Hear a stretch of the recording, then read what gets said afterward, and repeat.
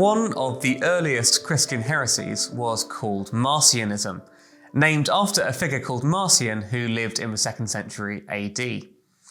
Marcion rejected the importance of the Old Testament. He believed that the God of the Old Testament and the God of the New Testament were not the same, that Jesus was not the Jewish Messiah, after all.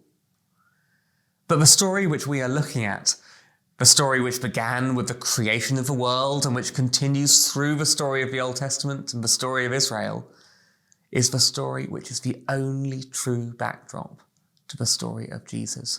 It is a story which is fulfilled only when he comes. How do you go about fixing something which has gone so wrong? How do you heal a broken world? That was the situation God was in after Adam and Eve had rebelled against him and eaten the fruit from the tree of knowledge of good and evil.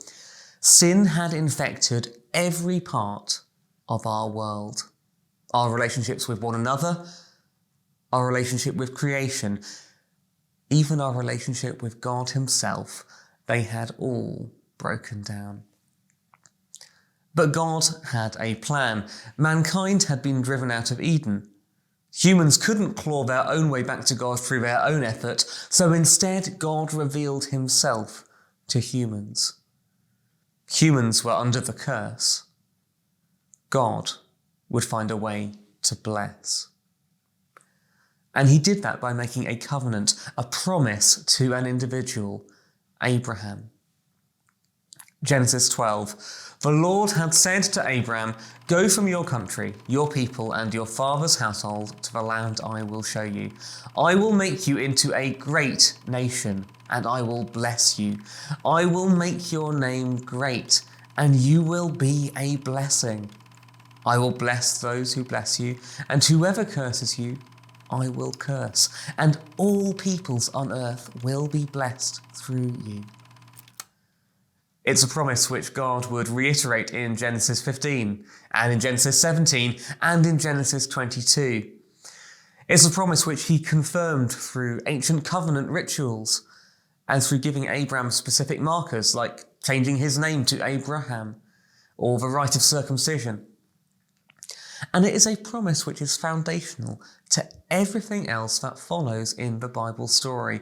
This marks the launching of God's plan to redeem the world through his Son.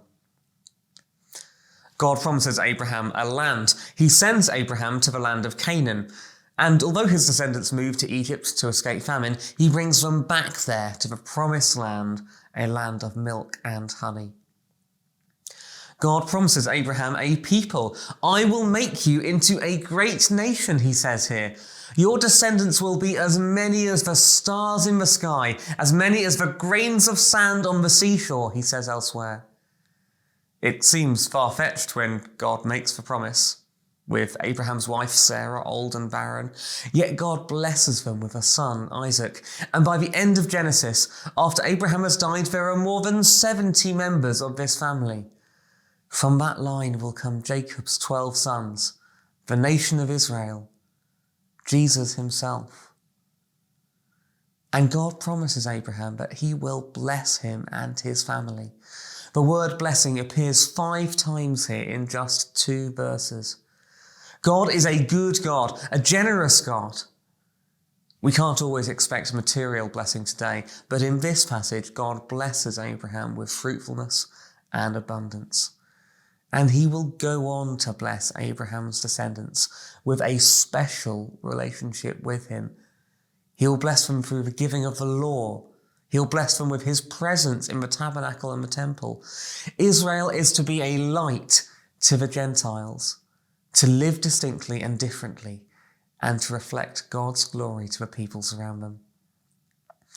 God has chosen Abraham and his descendants to be his special people, the people he will have a deep relationship with and reveal himself to. God says in Genesis 17, "I will establish my covenant between me and you and your offspring after you throughout their generations for an everlasting covenant, to be God to you and to your offspring after you." Why is this important for us? Well, God wasn't just blessing Abraham and his descendants for their own sake. Did you spot that at the end of God's promise to Abraham? Genesis 12:3, all peoples on earth will be blessed through you. This is the climax of the covenant. Although it is made to one individual, its promise is universal. The theologian Chris Wright explains, God is speaking to Abraham, but God's eyes are on the rest of the world. God is promising to make one great nation out of Abraham's descendants, but his ultimate purpose is to bring blessing to all nations on earth. This is the sentence that is like a trigger for the rest of the Bible story.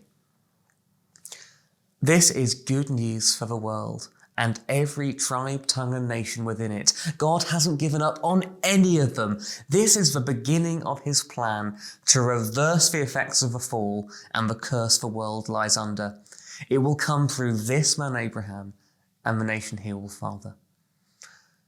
Richard Bockham writes, the ultimate goal of God's promise to Abraham is that blessing will prevail over curse. It does so when the seed of Abraham, the singled out descendant of Abraham, the Messiah, becomes a curse for us, so that in Christ Jesus the blessing of Abraham might come to the Gentiles. The story of Jesus builds on this covenant. If you read the opening of Matthew's Gospel, it begins with a genealogy. The genealogy of Jesus, the Messiah, the son of David, the son of Abraham. And so when we follow Jesus, we cannot say that the Old Testament does not matter. His story is the climax to God's dealings with the people, which began right here with Abraham. The God of the Old Testament, the God of Israel, is a God who is looking to bless the whole world. Yes, his means of doing that might be through a particular people, a particular family. But God's mission was going to be so much bigger than that. And it began right